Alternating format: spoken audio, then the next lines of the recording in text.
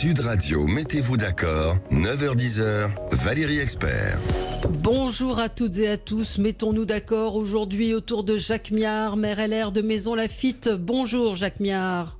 Salut, fraternité. Oui, fraternité surtout.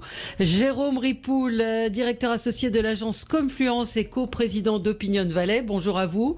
Et Jean-Baptiste Moreau, ancien député, ancien agriculteur, consultant indépendant. Évidemment, encore et toujours, l'actualité est dominée par la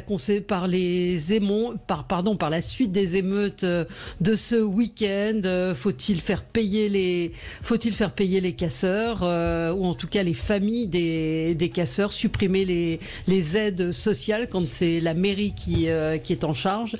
On peut également revenir sur la rencontre d'Emmanuel Macron avec les maires hier. Il a dit: je vais essayer de comprendre. On va parler de... Oui, ça vous fait sourire. Et puis rigoler même. Oui, LFI est-elle sortie du champ républicain, comme le dit Elisabeth Borne avec ce sondage? 59% des électeurs de Jean-Luc Mélenchon estiment les émeutes, justifient les violences. Oui, approuvent les violences. Oui. Ouais. Avant de commencer, moi je voulais rendre hommage à une femme, à une grande journaliste qui nous a quittés hier, Denise Bombardier. Alors son nom, peut-être que vous le connaissez parce que a circulé sur les réseaux sociaux cette séquence à l'époque où elle s'était confrontée à Monsieur Masneff. C'est une journaliste québécoise, journaliste, éditorialiste. Elle était l'équivalent d'Anne Sinclair, de Christine Ockrent. C'était un guide pour de très nombreuses femmes. C'était, on dit au Québec, une femme debout. Elle était debout, entière, passionnée, grande amoureuse de la France et de la langue française. Elle venait très souvent en France. Elle avait participé à mes débats. Voilà, c'était aussi une amie. Et voilà, je voulais lui envoyer évoquer son souvenir. Je ne sais pas si vous la connaissiez, Jacques Miard, parce qu'elle faisait beaucoup pour la langue française. C'était une grande... Écoutez, on connaît l'intelligence du combat du Québec pour la langue, et on devrait s'en inspirer grandement, parce que chez nous, je pourrais presque dire que c'est la trahison des clercs. Ouais. Donc effectivement, je ne la connaissais pas personnellement, mais ce que vous en dites mérite d'être souligné. Oui, non, c'était une femme remarquable, et elle, c'est le choc au Québec. On y reviendra dans le zapping tout à l'heure, parce que sa mort a été très soudaine, et voilà, c'était une femme, une femme. Oui, Jérôme. Valérie, vous faites référence effectivement à cet épisode, peut-être que tous les auditeurs et auditrices ne connaissent pas, où elle était confrontée sur le plateau d'Apostrophe avec Bernard Pivot, Gabriel Masneff, et où Gabriel Masneff faisait l'apologie de la pédophilie, ce qui depuis a été dénoncé, et qui à l'époque laissait indifférent la quasi-totalité de ceux qui étaient sur le plateau, et la seule qui avait pris, dont Bernard Pivot, tout à fait, et la seule qui avait pris position, qui a dû s'en expliquer, qui a pris position courageusement et finalement seule contre tous, elle a défendu sa position, et heureusement, et aujourd'hui ça fait honneur de revoir sa position des années après, quand les yeux sont dessillés, les yeux sont ouverts sur ce qu'est le phénomène de la pédophilie. C'était en 90, et c'est vrai que le Québec a toujours été très en avance sur tous ces sujets. En tout cas, c'était une femme qui avait une parole libre et qui aimait le débat et qui ne laissait pas indifférente. Voilà, je voulais évoquer sa mémoire ce matin. Écoutez, on va faire notre petit tour de table matinal pour voir ce qui a retenu votre attention. Évidemment, ça tourne autour des émeutes, mais vous, Jérôme, vous, peut-être pas. Vous voulez revenir sur... Si, vous voulez revenir sur les propos du patron du MEDEF sur les émeutes en Seine-Saint-Denis. Alors, c'est mon coup de cœur. Vous allez comprendre pourquoi mon coup de cœur.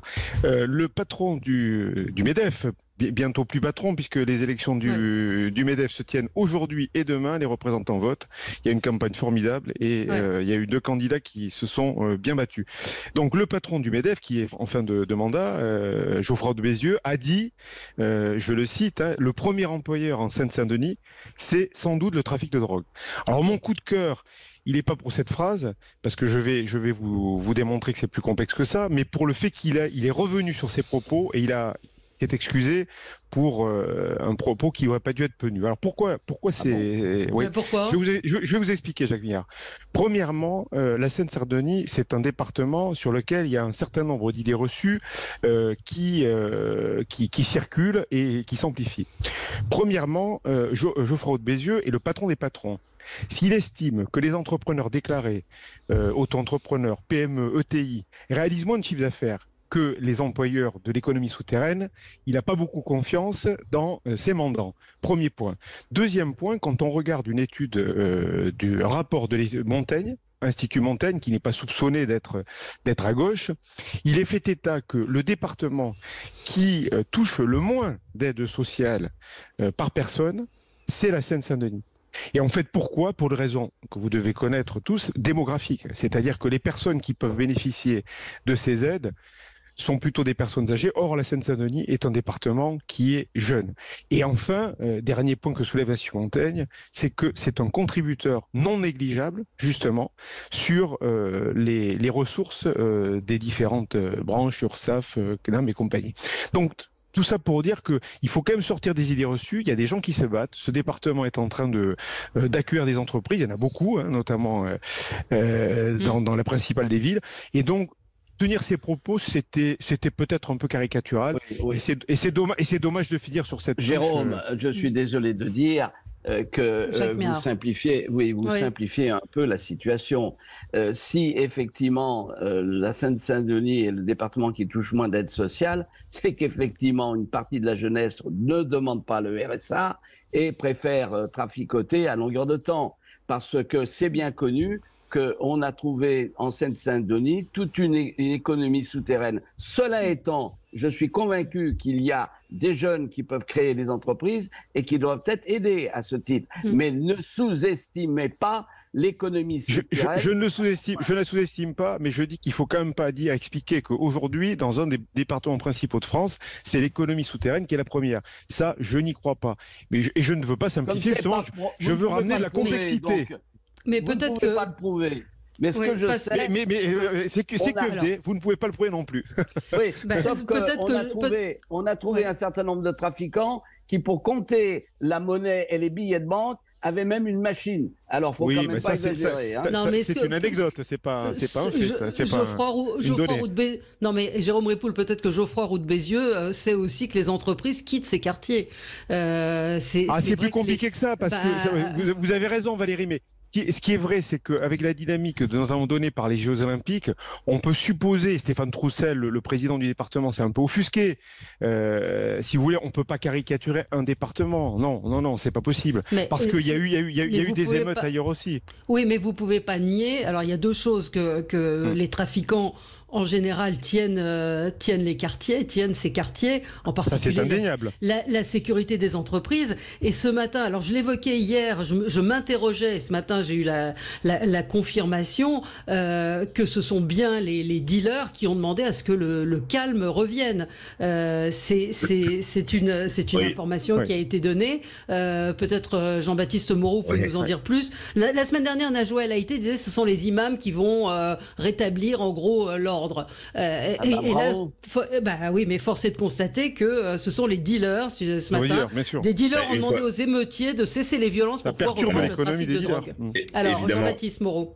Évidemment, une fois n'est pas coutume, je vais pas être tout à fait d'accord avec Najwa, parce que je pense que c'est au contraire les imams qui ont mis les gamins dans les rues, et notamment les associations qui tournent autour des frères musulmans. Et je pense que c'est effectivement les dealers qui les ont remis à la maison, parce que effectivement ça nuit à leur business. Et effectivement, la grande hypocrisie, et ce pourquoi je vais faire hurler Jacques Miard, je suis pour la légalisation, c'est qu'on a laissé dans ces quartiers s'instaurer un ordre parallèle à l'ordre de la République, qui est l'ordre maintenu par les trafiquants de drogue, qui ne veulent pas trop d'agitation parce que ça nuit à leur business. Voilà. Et effectivement, c'est eux qui maintiennent l'ordre dans les quartiers, mais c'est une défaite de la République pour moi. Jean-Baptiste, la légalisation ne résoudra rien parce que c'est de mal en pis. Et on l'a vu un peu partout. Dans toutes les villes des États-Unis où il y a eu des légalisations, ça n'a fait qu'accroître le trafic tout à minute. Non, ça l'a réduit. Mais non, ça l'a réduit au Canada. Questionnez Alain Bauer sur ce point, il est parfaitement au courant. Et il y en a plus d'un. Alors Stéphane Troussel sera tout à l'heure chez Jean-Jacques Bourdin à midi pour répondre justement à Geoffroy Roux de Bézieux, mais c'est vrai que c'est très compliqué pour les entreprises aujourd'hui d'avoir du personnel parce qu'il faut... Jérôme a raison, c'est qu'il faut peut-être qu'on se dise encore calmons le jeu, parce que le faire savoir médiatique qui stigmatise ce département ne va pas dans le bon sens non plus. Il faut pas de déni de réalité. mais il ne faut pas. Il y a des forces vives dans ce département, et je comprends le président du département qui défend, parce que, institutionnellement, il est là pour ça. Mais courage, mon gars. Hein. Non, c'est vraiment schématique. Il y a effectivement des initiatives, il y a des assos qui tournent très bien, il y a des entreprises aussi qui fonctionnent très bien en Seine-Saint-Denis. Enfin, il ne faut pas non plus être caricatural. Non, mais il ne faut pas être caricatural, mais il ne faut pas non plus, comme le dit Jacques Miard, se voiler la face. Stéphane nous dit, un auditeur, vous allez parler des parents qui ont du mal à se nourrir, payer les loyers, au lieu de dire que c'est tous des dealers. Personne n'a dit que tous les habitants de Seine-Saint-Denis, loin de là, étaient des dealers. On voit des gens qui travaillent, on l'a évoqué, ces femmes de ménage qui travaillent la nuit, ces hommes qui sont gardiens, c'est des vies compliquées. C'est pas du tout ce qui a été évoqué. Je pense qu'effectivement, ça mérite de la nuance. Donc tout à l'heure, Stéphane Troussel sera avec Jean-Jacques Bourdin. On marque une pause et on continue notre tour de table. À tout de suite. Sud Radio, mettez-vous d'accord, 9h-10h, Valérie Expert. Et on est ensemble pour commenter l'actualité avec Jérôme Ripoul, Jean-Baptiste Moreau et Jacques Miard. Alors Jacques Miard, peut-être votre coup de gueule qui va un petit peu dans la suite de ce que disait, on est dans le même thème, hein, de ce que disait Jérôme Ripoul à propos de la Seine-Saint-Denis et des banlieues. Vous vouliez revenir sur Trappes?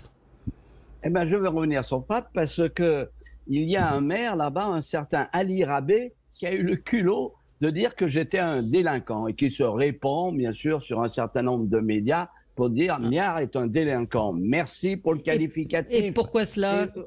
Et donc, je voudrais quand même rappeler que ça me rappelle un peu, vous savez, l'adage essayer de chercher la paille dans l'œil de l'autre et oublier la poutre qu'il a dans le gueule. Je rappellerai que M. Ali Rabé pratique une politique communautariste à outrance, hein, on va pas revenir là-dessus, que les femmes du côté de Trappes ne peuvent même plus sortir le soir pour aller au café parce que ça ne se fait pas et qu'il y a la pression sociale. Bref, et donc il prétend que je ne construis pas de logements sociaux. Eh bien, il se fout le doigt dans l'œil. C'est aussi simple que ça. Et je peux vous dire, je vais juste vous donner un chiffre parce que ça va lasser peut-être nos auditeurs, que par exemple, entre 89 et 2022, et on a pensé, il a été construit dans cette ville 1976 logements toutes catégories, 54,8% étaient des logements sociaux.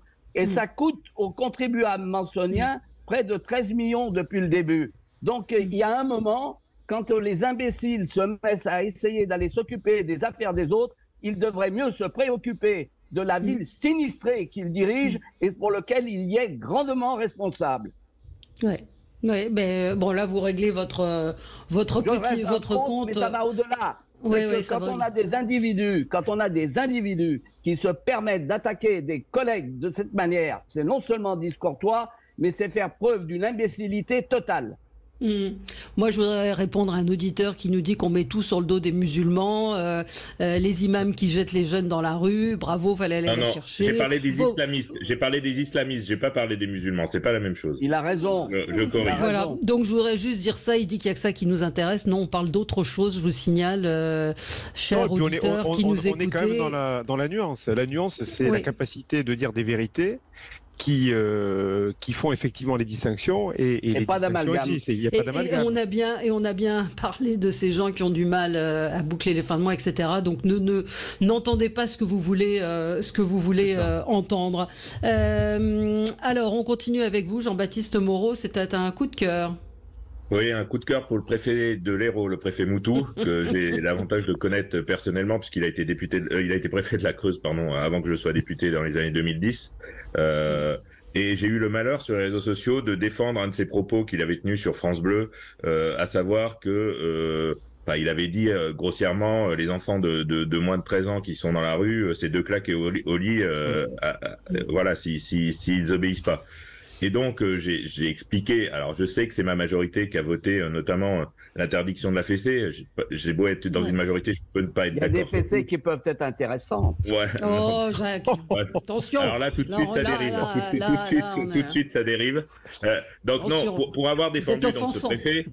Parce que ce préfet s'est fait attaquer par l'ensemble des députés LFI en expliquant que les claques c'était interdit, que c'était qu'il incitait à quelque chose qui est hors la loi, voilà.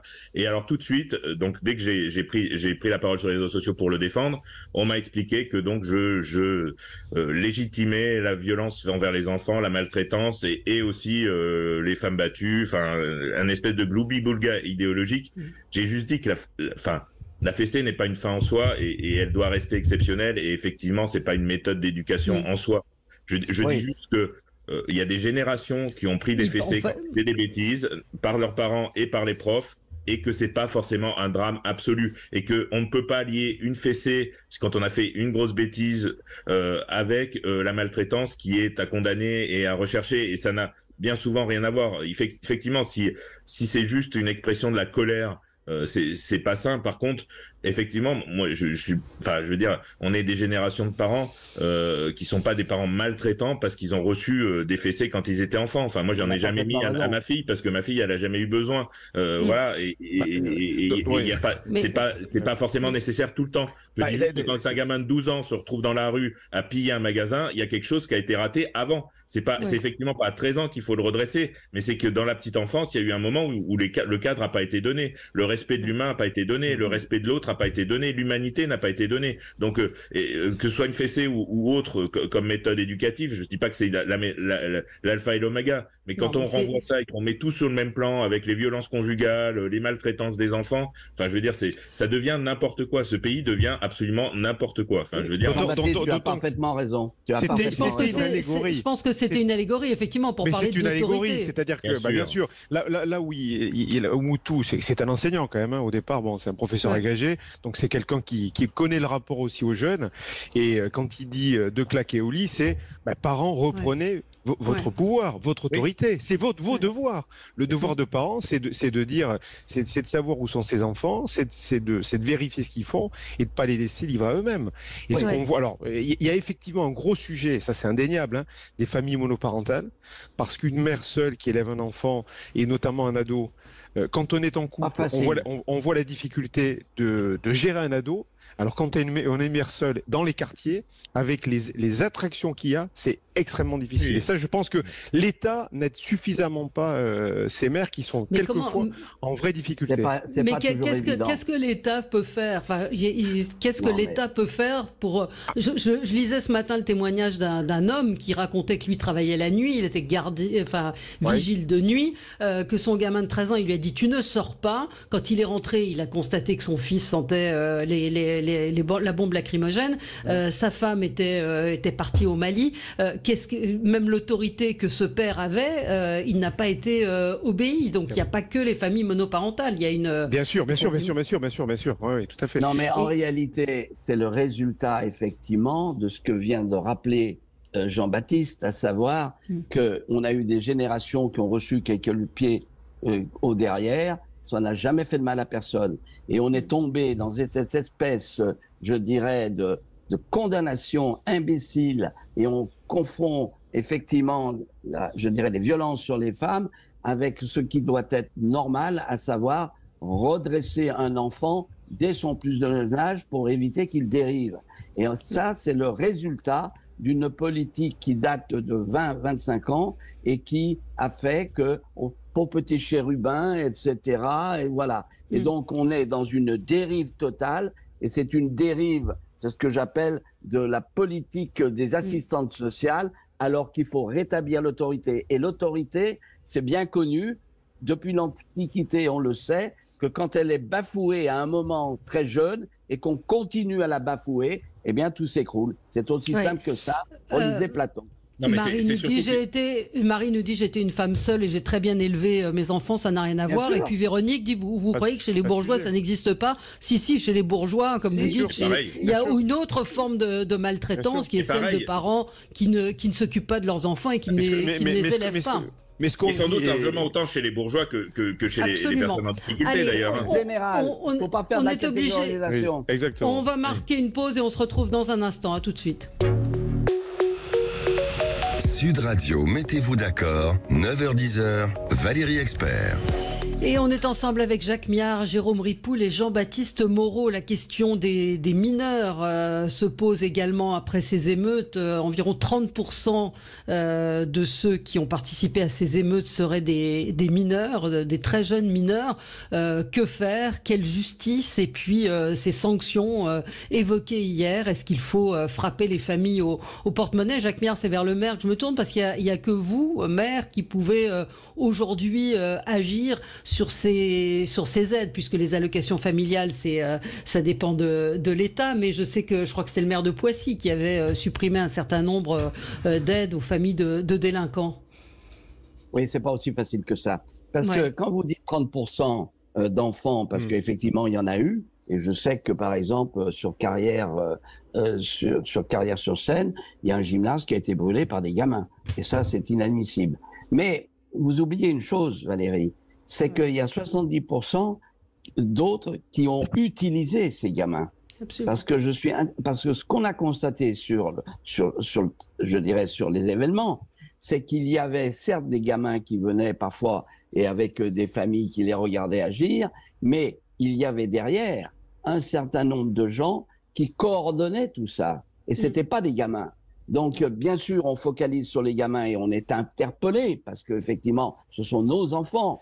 Ouais. Mais derrière, il y avait une coordination qui était faite par un certain nombre d'adultes et qui réapprovisionnait un certain nombre de choses pour que les gamins puissent agir, cocktail Molotov et autres. Donc, c'est pas aussi simple que ça. Et donc, il va falloir qu'on examine qui a coordonné tout ça. Quels sont les meneurs? Qui sont les manipulateurs? Et c'est ça qu'il faut véritablement dévoiler. Et je suis convaincu, quand on aura mis ça à plat et qu'on aura sanctionné ces individus, à ce moment-là, je pense que grandement, tout rentrera dans l'ordre. Est-ce qu'on peut... Ne focalisons pas sur les gamins. Il y a derrière des gens qui utilisent ça, soit à des fins politiques, soit à des fins, effectivement, une volonté acharnée d'avoir une vision du monde qui n'est pas la nôtre. Le séparatisme, ça existe. Et aujourd'hui, il faut regarder les choses en face. Jean-Baptiste Moreau. Sans vouloir jouer les complotistes de bas étage, il n'y a qu'à regarder quels pays ont communiqué sur les émeutes en France. L'Iran, la Turquie. Faut à un moment se poser un problème. Et pour avoir travaillé sur la loi séparatisme, il faut se poser la question des ingérences étrangères en France. Qui finance, et c'est justement cette loi séparatiste, son intérêt c'était justement d'arriver à les déterminer et d'arriver à lutter contre ces ingérences étrangères. Et il ne s'agit pas de cibler tous les musulmans, ça n'est absolument pas question de ça. Il est question d'intérêt politique et d'intérêt notamment de l'islam politique qui est l'islamiste. L'islamisme, c'est l'islam politique, c'est l'islam qui s'institue en politique dans les quartiers. Et aujourd'hui, il y a clairement une instrumentalisation par ces réseaux islamistes de la jeunesse, oui. Et par rapport à ce que je disais tout à l'heure, il est hors de question de stigmatiser les milieux pauvres, c'est un autre sujet, mais la politique de l'enfant roi, elle touche un peu tout le monde, et c'est ce qui explique en partie le délitement de la société, où chacun se regarde le nombril, où chacun croit avoir légitimité à défendre son propre intérêt avant l'intérêt collectif, et c'est ça qui tue aujourd'hui notre société, que ce soit dans les quartiers ou ailleurs, c'est pas qu'une question des quartiers. C'est pour ça que la gifle, c'est effectivement symbolique, mais c'est la question du respect de l'autorité, de respect de l'autre que soit, et du respect d'un cadre. Si on veut continuer à faire société tous ensemble, il faut apprendre à respecter un cadre, que ça nous fasse plaisir ou pas. Voilà. Alors, juste une il y a eu un autre phénomène. Oui. Valérie, juste une chose. Il y a eu un autre phénomène. C'est que depuis des années, les maires, certains du moins, pour ne pas, je dirais, rencontrer de plus d'emmerdements, ont appliqué l'omerta. C'est-à-dire qu'ils n'ont pas dénoncé ce qui se passait. Voir la complicité. Pour certains, la complicité. Et ce que nous disent aujourd'hui, notamment les pompiers et les policiers, c'est que par rapport à ce qui avait été décrit dans le passé, ils sont face à des émeutes sans précédent. Moi, j'ai vécu à Sartrouville avec le maire de Sartrouville, mon ami Pierre Font, en 2005. On a vécu les émeutes. Mais il m'a dit, cette fois-ci, c'est sans commune mesure. Ouais, et donc, il est clair qu'il y a eu de la part d'un certain nombre de villes la volonté de ne rien dire et de ne pas en parler. Eh bien, ça, c'est une faute, parce qu'il y a un moment, il faut regarder la réalité en face. Oui, mais une fois qu'on dit ça, qu'est-ce qu'on fait? On agit parce que, attention, c'est ce que vient de dire, Jean-Baptiste, c'est que derrière, il y a des forces qui sont certainement des forces politiques et qui nous veulent du bien. Donc, regardons la réalité. C'est un vrai sujet. On prend les moyens de sa politique. C'est un vrai sujet parce que ce qui me semble vraiment flagrant, important et à retenir dans ces événements, c'est qu'en fait, ils ont été relativement bien organisés et ils ont été généralisés.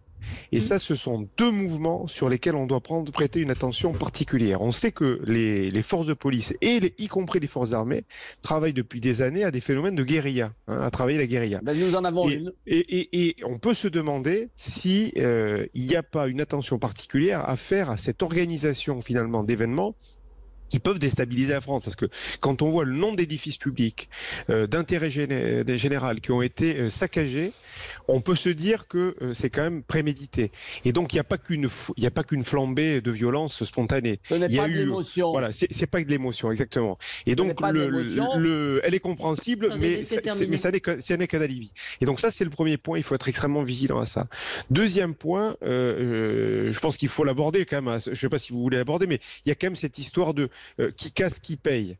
Oui, ça, c'est un énorme sujet. Ouais. C'est ce qui a été évoqué, hier. Mais il y a une loi qui existe déjà. Et je pense que Jean-Baptiste Moreau est au courant. Il y a une loi, d'ailleurs, qui avait été prise à l'initiative du sénateur Retailleau, une proposition de loi qui est devenue une loi. Il y a eu une circulaire qui a été adressée au préfet en 2019, à l'avril 2019, où on met déjà en avant le principe du payeur-casseur. Donc, les textes existent, appliquons-les. Et quand on a des gens, c'est pas seulement des peines de prison. Derrière la peine de prison, il doit y avoir des travaux d'utilité publique, il doit y avoir des compensations financières. Il faut être complet. Et là, la justice ne doit pas être faible. Le problème est appliqué. Est-ce que c'est possible? C'est le problème de la responsabilité collective.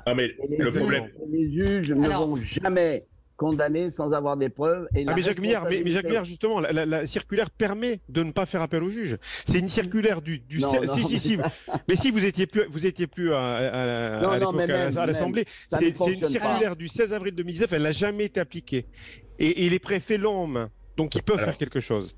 Alors, Jean-Baptiste Moreau. Oui.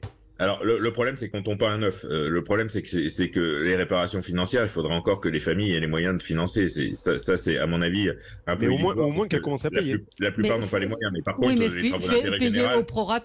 Payer au prorata. Non, mais par contre, des travaux d'intérêt général, des saisies, effectivement, sur les aides, peut-être que c'est possible.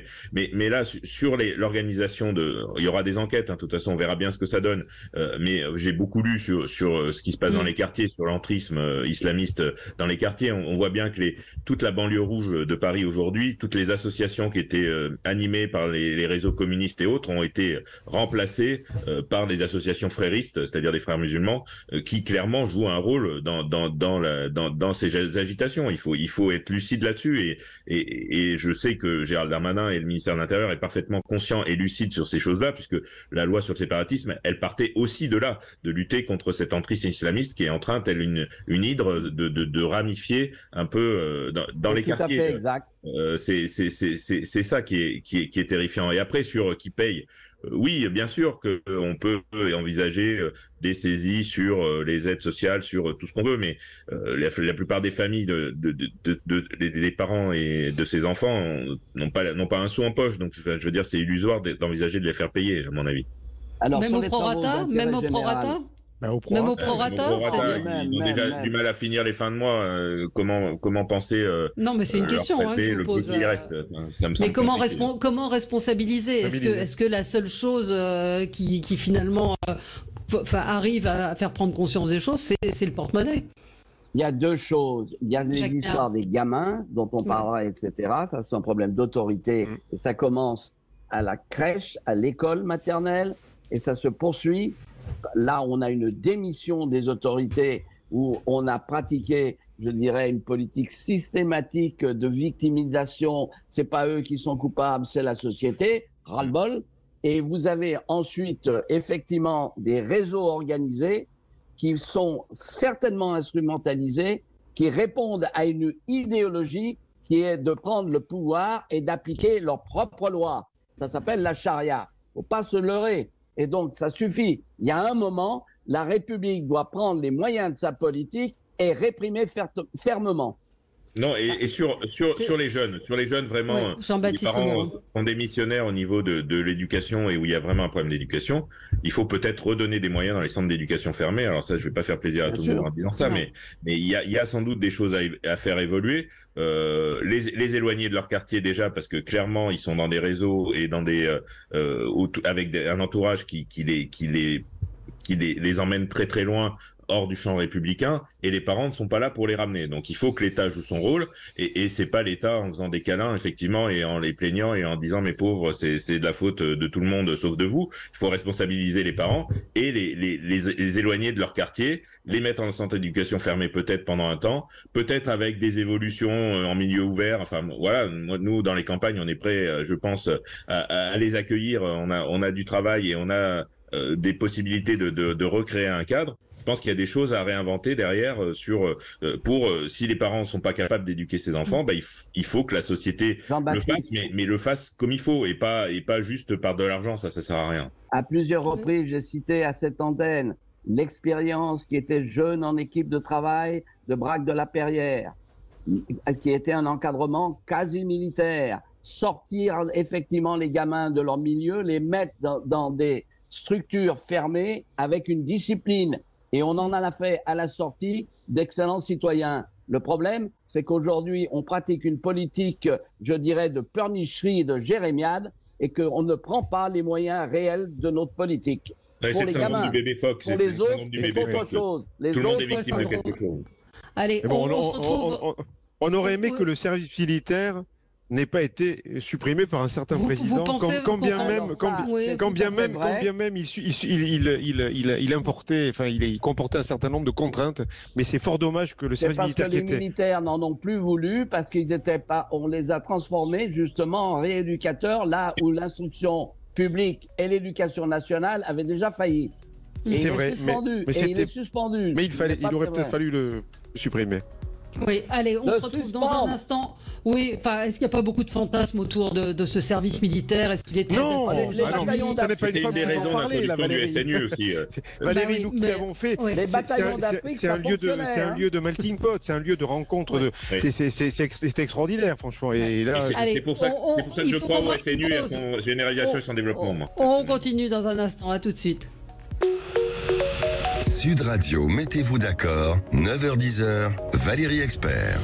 Avec vous sur Sud Radio jusqu'à 10h, on va parler de la responsabilité de LFI. Un auditeur évoque ce sujet, évidemment, on va y revenir. Jean-Baptiste Moreau, vous évoquiez le sujet, vous disiez c'est le syndrome bébé phoque, à savoir quoi, tout le monde est victime de quelque chose. Tout le monde est victime de quelque chose, de son passé, du passé colonial de la France, de tout et n'importe quoi. C'est la déresponsabilisation de l'individu, c'est-à-dire que tout est de la faute de quelqu'un d'autre que de soi-même, et donc on est impuissant sur tout, et donc voilà, il faut que ce soit alors l'État, la puissance publique, enfin voilà, c'est assez désespérant, hein. Cette société-là, moi personnellement me désespère.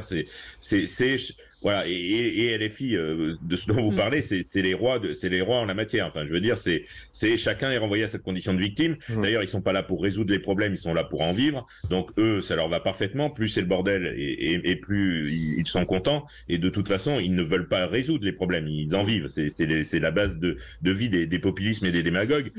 C'est de traiter tout le monde comme une victime potentielle de son passé, de son éducation, de son milieu professionnel, enfin voilà, tout le monde est victime de quelque chose et donc personne n'est responsable de rien. Mais comme ça, je suis pas sûr que la France va continuer à être parmi les premières puissances mondiales. C'est ce que disait Cicédée hier à l'Assemblée nationale, et je trouve que Dupond-Moretti, qu'on a beaucoup critiqué ici, plutôt dans une bonne séquence, qu'il est plutôt assez habile dans ce qu'il dit, et il a rappelé que sa mère était femme de ménage, celle de Gérald Darmanin également. Donc je vois un auditeur qui me dise les femmes de ménage, même à l'Assemblée, viennent des banlieues. lieux, etc. Bien sûr, c'est pas du. Mais justement, arrêtons de stigmatiser ou de dire parce qu'elle est femme de ménage, les enfants ont un destin prédestiné. Évidemment que c'est plus difficile que d'avoir un père ou une mère chef d'entreprise, mais on peut aussi s'en sortir et beaucoup de jeunes, pour revenir à notre sujet de départ en Seine-Saint-Denis, ont envie d'entreprendre. Il y a, je voyais passer absolument un auditeur qui disait le président de la République devrait plutôt aller là-bas avec des chefs d'entreprise qu'avec le ministre des Solidarités, c'est-à-dire les aider à créer des entreprises et à bosser. Je voulais juste revenir sur un point, parce que c'est un point qui n'est pas anodin. On en a parlé, c'est payeur-casseur.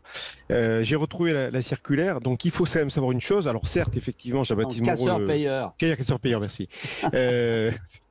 Vous avez raison, Jacques.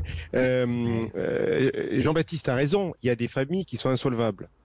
Il y a des mineurs, mais aussi des gens qui sont solvables. On trouve aussi des gens qui vivent dans l'économie réelle. Et là, l'État fait passer, donc j'ai retrouvé la circulaire, qui est descendue jusqu'au préfet, c'est-à-dire qu'il y avait eu une proposition de loi qui a été adoptée par le Parlement, qui a donné lieu à des décrets et qui a donné lieu à une circulaire auprès des préfets, où il est dit « Il ne sera pas nécessaire d'attendre que les auteurs des faits aient été condamnés ». Donc là, on ne passe pas par la justice, Jacques, pour mener l'action récursoire, et celle-ci devrait être exercée sur la totalité du montant du dommage imputable à l'auteur. Donc aujourd'hui... À l'auteur. Tout à fait. Ben oui, mais vous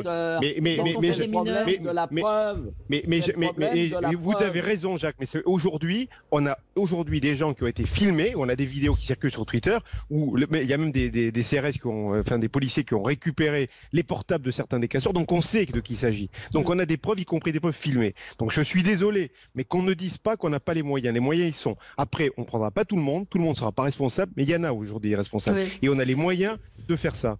Donc, vous donnerez du travail, bien sûr, aux avocats qui, directement derrière, feront une multiplicité de recours. Sauf que là, il n'y a pas besoin de passer par la justice. Et après, tous les recours qu'ils veulent. Mais ça, c'est la République. C'est la République, elle a des mots. Non. Toute décision administrative peut être déférée. Mais on est bien entendu, on est bien d'accord. Mais c'est pas le sujet. Faut-il qu'elle s'applique ? Dans les comparutions, dans les profils des gens qui comparaissent, on voit des gens qui ont des casiers judiciaires vierges. Bien sûr.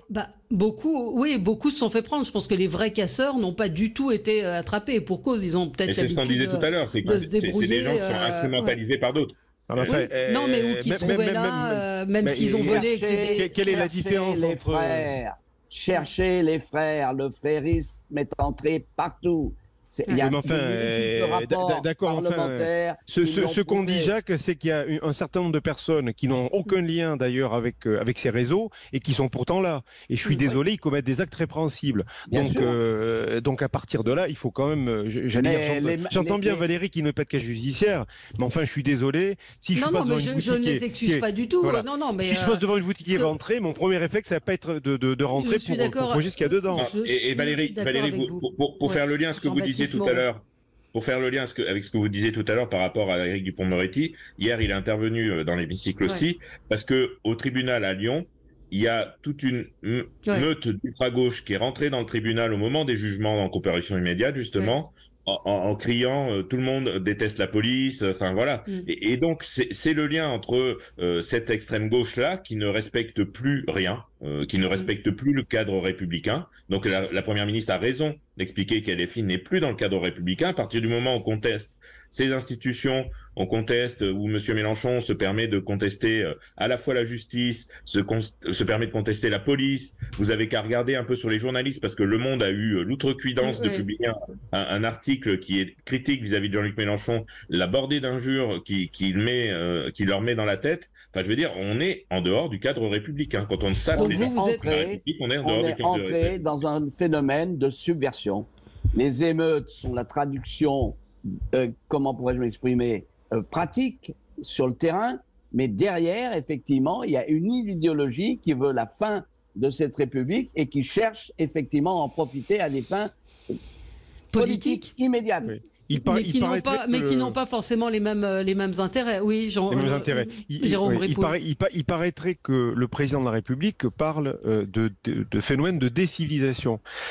Moi, j'ai quand même envie de dire que là, on est quand même passé à côté d'un événement qui a été à deux doigts de nécessiter l'application de l'état d'urgence.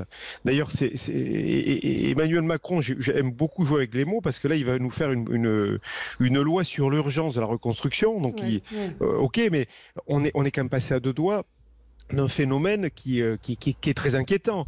Donc, il a été aussi question de supprimer les réseaux sociaux pendant les événements. Hein. Le sujet fait débat.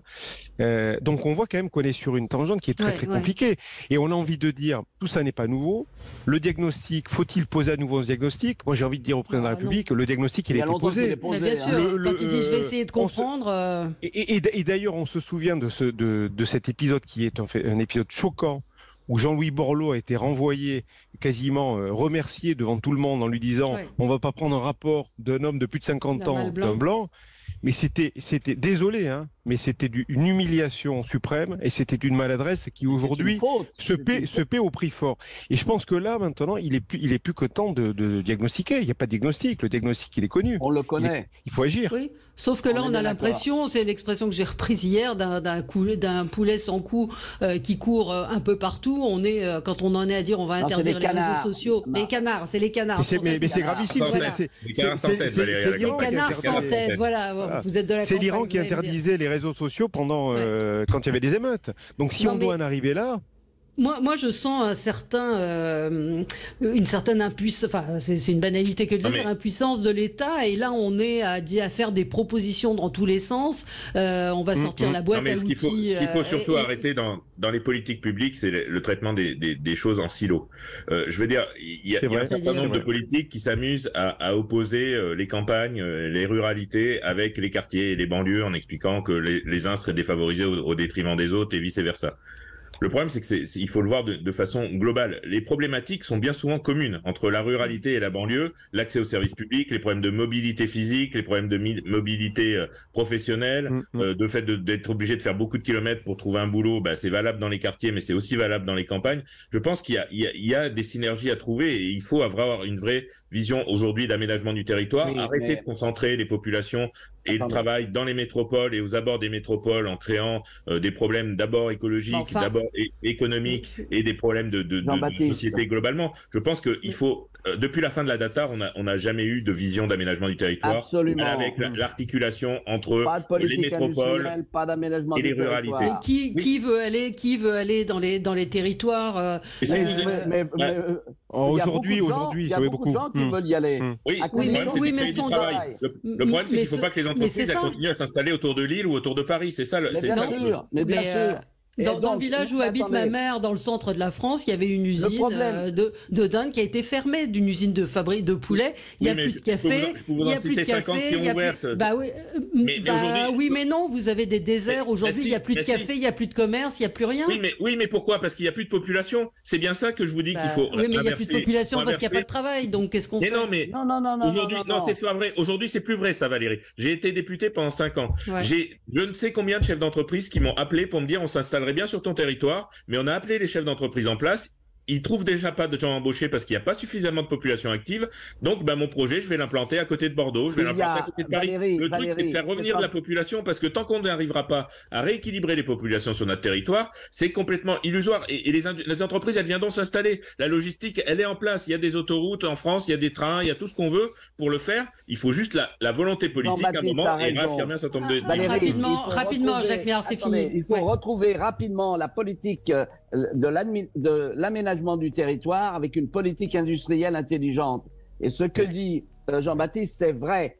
Là, on fait venir en région parisienne où il y a des difficultés pour se loger beaucoup de gens, alors qu'il serait plus facile d'aider les entreprises à s'installer. Où on a moins de pouvoir d'achat en plus. Où il y a des centaines de milliers de logements vacants. Et pas cher. Mais ça demande une stratégie de l'État. Et l'État aujourd'hui n'a pas de stratégie. Ça demande effectivement qu'on regarde la réalité en face. Et ce que je reproche à ce gouvernement, c'est que tout d'un coup, il découvre les maires alors qu'il les a méprisés.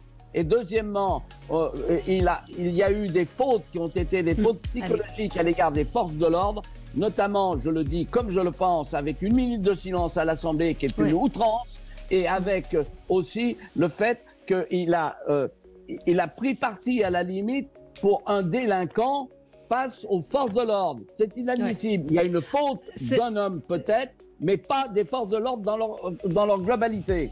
C'est fini pour aujourd'hui. Merci à tous les trois. On se retrouve dans un instant pour l'émission Média avec Elie Semoun. À tout de suite.